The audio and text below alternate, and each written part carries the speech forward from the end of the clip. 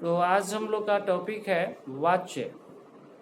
वाच्य का मतलब होता है कथन। ये तीन तरह का वाच्य होता है: कर्तृवाच्य, कर्मवाच्य और भाववाच्य। कर्तृवाच्य, कर्मवाच्य और भाववाच्य। एक ही वाक्य को हम कैसे दो तरह से बनाते हैं वो ये वाच्य बताता है।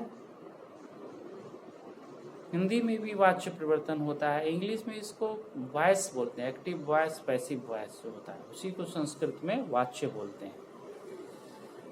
पहले तरह का जो वाच्य हुआ कर्तृवाच्य जो हुआ, जो हम लोग सेंटेंस अभी तक बनाते रहे हैं, कर्ता प्रधान वाक्य होता है कर्तृवाच्य।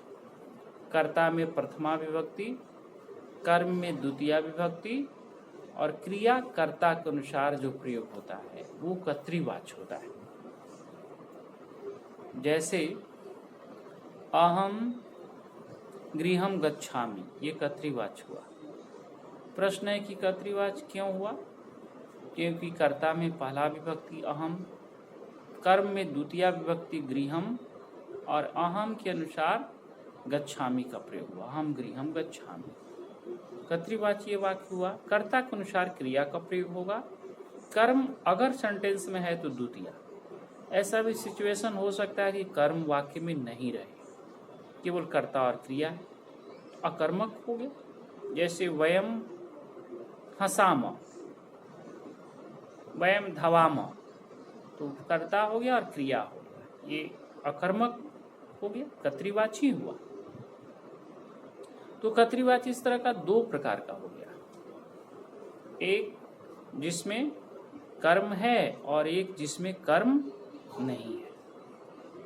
अब कर्तृवाच्य के जिस वाक्य में कर्म होगा उसको कर्मवाच्य में बदलते हैं और जिसमें कर्म नहीं होगा उसको भाववाच्य में बदलते हैं।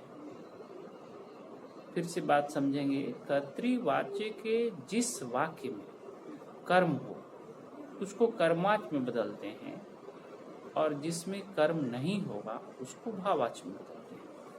जैसे अहम पुस्तकम पठामि, इसको हम लोग कर्मवाच्य में बदलेंगे क्योंकि इसमें कर्म पुस्तकम है। अगर रहे कि अहम पठामि से कर्म नहीं है तो इसको भाववाच्य में बदलते हैं।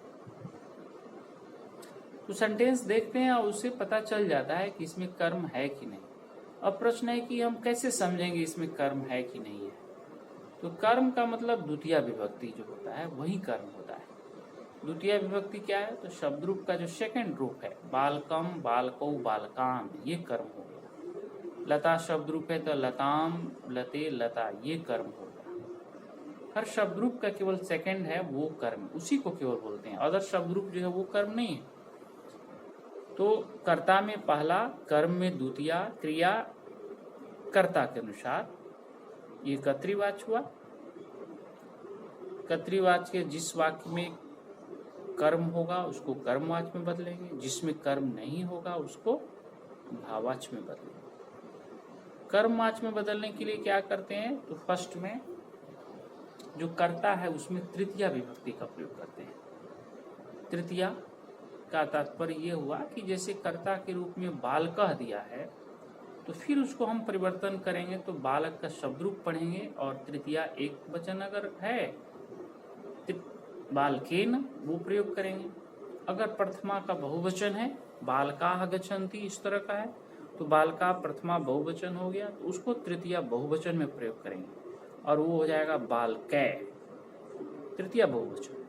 पहला काम कर्ता में तीसरा विभक्ति, सेकंड कर्म में प्रथमा विभक्ति। प्रथमा विभक्ति का मतलब हुआ जैसे बालकम है तो पहला में बालका हो जाएगा।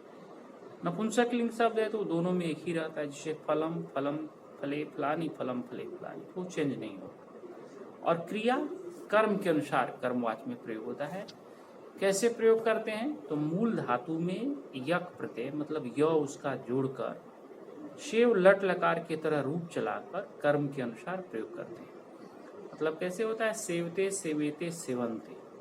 तो अगर हमारा कर्म अगर धातु पट है तो उसको रूप बनेगा पट्ठ, यक प्रत्यय तो पठ्य, तो पठ्यते, पठियेते, पठ्यन्ते, इसमें से प्रयोग करना है, यते इसमें आ जाता है। अगर कर्म एक वचन है तो पठ्यते प्रयोग होगा, अगर द्विवचन है तो पठियेते, बहुवचन है तो पठ्यन्ते। तो बालकः पाठम पठति, इसको कर्मवाचक में कैसे बदलेंगे? बालकेन, कर्ता में तीसरा, पाठम का पहला तो पाठ और फिर पठ्यते, बालकेन पाठ पठ्यते। बालक पाठ पढ़ता है और कर्मवाचक में क्या हुआ? बालक के द्वारा पाठ पढ़ा जाता है, ये कर्मवाचक है। और इसी तरह भाववाचक जो होता है उसमें भी कर्ता में तीसरा विभक्ति और कर्म नहीं रहता, और क्रिया हमेशा यक प्रत्यय मतलब य जुटा हुआ, प्रथम पुरुष एक वचन, अर्थात केवल यति, वहां येते यन्ते नहीं रहेगा। जिससे बालका धावन्ति तो बालके धाव्यते, इस तरह का ये भाववाच्य हुआ।